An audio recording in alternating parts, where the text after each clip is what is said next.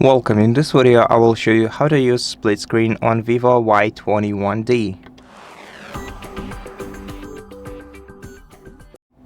To use split screen on your smartphone, let's open the first application and let's go to the recent view. So if you have the gesture navigation enabled, you're just gonna have to swipe from the bottom.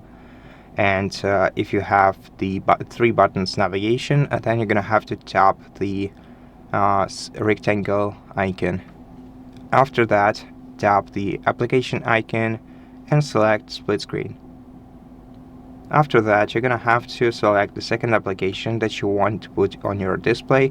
So for example, let it be Notes, and now we have the Notes application opened along with the web browser, and we can use both applications at the same time. You can also switch the application's positions by dragging this short bar on top of each applications, and also using this bar we can exit one of the apps and disable the split screen.